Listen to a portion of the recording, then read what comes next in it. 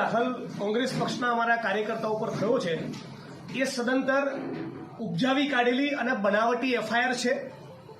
પહેલા તો સવાલ એ થાય કે મારી પત્રકાર પરિષદ જે સવારે ભુજના સર્કિટ હાઉસના કોન્ફરન્સ રૂમમાં યોજાઈ એમાં મેં ગુપ્તચર વિભાગને આમંત્રણ આપેલું।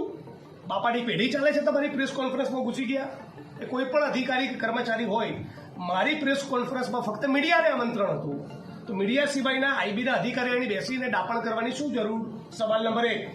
સવાલ નંબર 2, ખુરશી ખસેડવાના પગલે આઈબીના જે મહિલા કર્મચારીનું અપમાન થયું, એ પડી ગયા, એને લઈને હું દિલગીરી અનુભવતો હતો।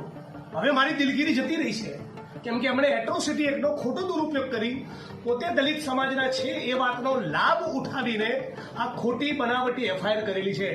ગુજરાતના 50 લાખ દલિતો મારી કર્મશીલતા, મારા એક્ટિવિઝમ, મારા કામના સાક્ષી છે કે અત્યાચાર અન્યાયની કોઈ પણ ઘટનામાં 1 ટકો પણ હું કોમ્પ્રોમાઇઝ કરતો નથી। એટલે આવું કોઈ કૃત્ય બનેલું હોય તો હું પોતે જ સામે ચાલીને ફરિયાદ કરાવડાવું, પણ આવી બનાવટી ફરિયાદ કરવાની વિરુદ્ધમાં છું।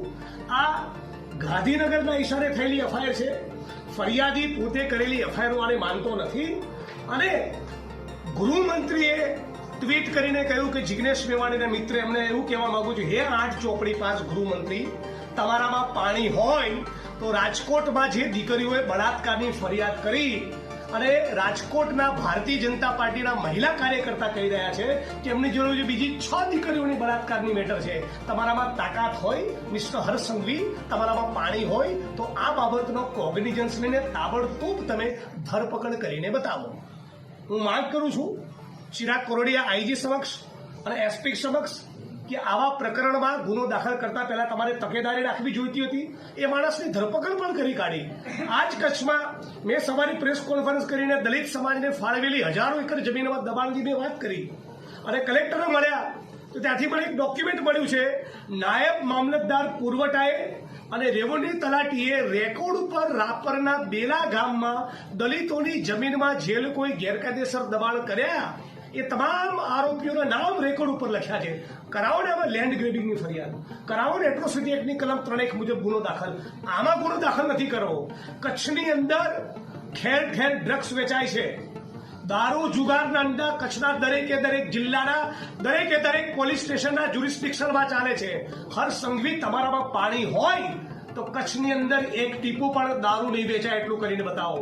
તમારામાં તાકાત હોય તો કચ્છમાં ચાલતું તમામ ઇલીગલ માઇનિંગ બંધ કરાવો। તમારામાં પાણી હોય તો રાજકોટની જે દીકરીઓએ બળાત્કારની ફરિયાદ કરી એના આરોપીની ધરપકડ કરો। અને ચેલેન્જ કરું છું કે તમારામાં તાકાત હોય તો રાપરની અંદર, ભુજમાં, અંજારમાં, ભચાઉમાં દલિત સમાજની માલિકીની, દલિતોને ફાળવેલી 3000 એકર જમીનમાં જે ગુંડાઓ અને અસામાજિક તત્વો તમારી પાર્ટીના ઘૂસેલા છે એની સામે ગુનો દાખલ કરાવો।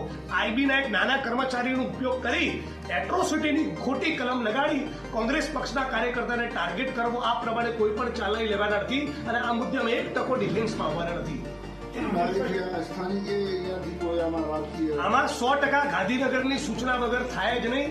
પોલીસ ઇન્સ્પેક્ટરોની આ રાજ્યમાં એવી કક્ષા નથી રહી કે આવી ખોટી ફરિયાદો કરતા હોય છે, પણ આ પ્રકરણમાં હર્ષ સંઘવી જે પ્રમાણે ટ્વીટ કર્યું, પેલું જેને કહે છે હિન્દીમાં કે ચોર કી દાઢી में तिनका, એમ ખબર પડી ગઈ કે અચ્છા હર્ષ સંઘવી સાહેબને આમાં કેમ રસ પડ્યો। મતલબ કે 100% કમલમ અને ગાંધીનગરમાં બધી મળેલી સૂચનાના આધારે જ આ ગુનો દાખલ કરવામાં આવેલો છે।